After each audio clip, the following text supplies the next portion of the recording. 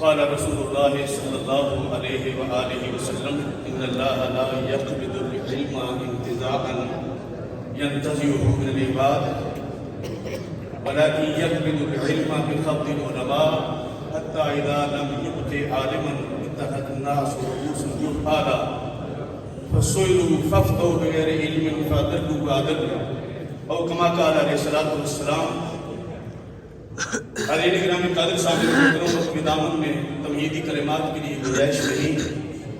صحیح بخاری کے الفاظ میں نے آپ کی سماعتوں میں پیش کیے۔ آقا کریم علیہ الصلوۃ والسلام کا فرمان ہے، جو فرمان آپ نے سنا ترجمہ سماعت فرمائے۔ میرے کریم آقا صلی اللہ علیہ وآلہ وسلم نے فرمایا، اللہ تبارک و تعالی لوگوں کے سینوں سے علم کو اچک نہیں دے گا، بلکہ یہ ہوگا کہ اللہ تبارک و تعالی علماء کو وسعت دے گا، علماء فوت ہوتے چلے جائیں گے اور اس طرح سے علم کم ہوتا چلا جائے گا، حتیٰ کہ اللہ تبارک و تعالی کسی عالم کو اس دنیا میں باقی نہیں رکھے گا،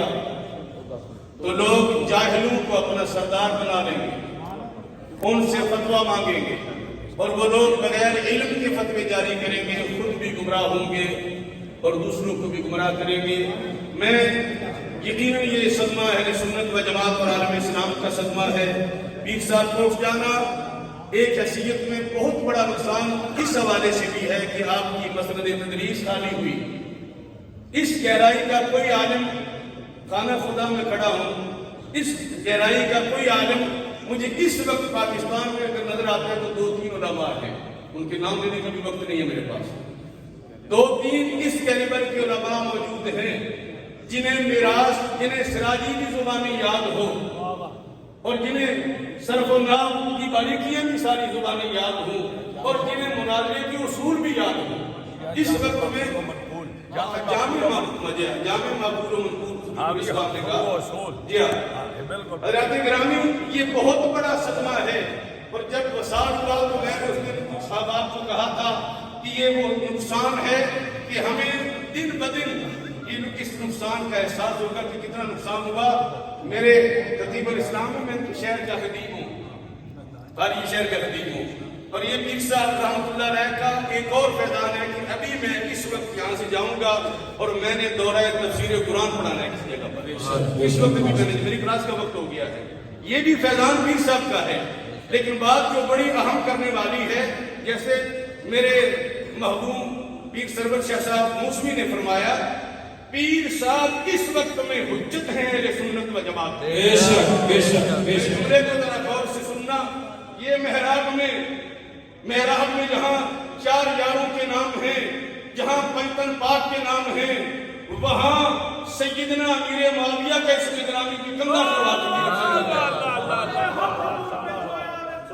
یہ ایک پہلو ہے، یہ ایک پہلو ہے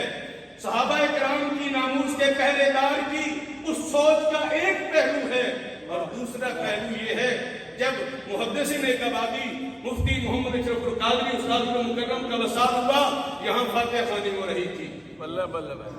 200-300 حضرات موجود تھے۔ پیر صاحب نے فرمایا سب فاتحہ خوانی کرو، سب نے پڑھا۔ میں نے عرض کی حضور 1 مرتبہ فاتحہ 11 مرتبہ قرآن شریف پڑھا گیا، آپ نے فرمایا اور پڑھو، اور پڑھا گیا۔ اس وقت میرے استاد گرامی پیر محمد ظفر قادری صاحب نے فرمایا، یہاں کوئی سید صاحب ہیں؟ سید صاحب ہیں؟ ایک طالب علم یہاں جامعہ کا، کوئی 8-10 سال کا بچہ تھا،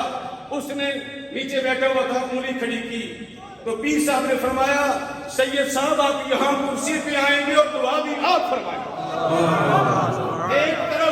ایک طرف ناموس صحابہ کا مسئلہ ہے اور ایک طرف عزت و عقیدت سادات کا مسئلہ ہے، اور پیر صاحب قبلہ فرمایا کرتے تھے کہ جب بھی میری اس خانقاہ پر ہمارے جامعہ میں جب بھی کبھی جلسہ ہوا اور علماء کو ہم نے مدعو کیا تو جتنا پٹرول اور خدمت ہم نے کسی عالم دین کی، اگر آنے والا سید ہے تو پیر افضل قادری اس سید کو عام علماء سے 2 گنا نذرانہ پیش کرتا۔ یہی عرض کروں گا حاضرین گرامی قدر، الہی تاب عبد آستانے یار رہے الہی کعبہ ابد آستانے یار رہے یہ آسرا ہے فقیروں کا یہ آسرا ہے فقیروں کا برقرار رہے ماشاءاللہ بھی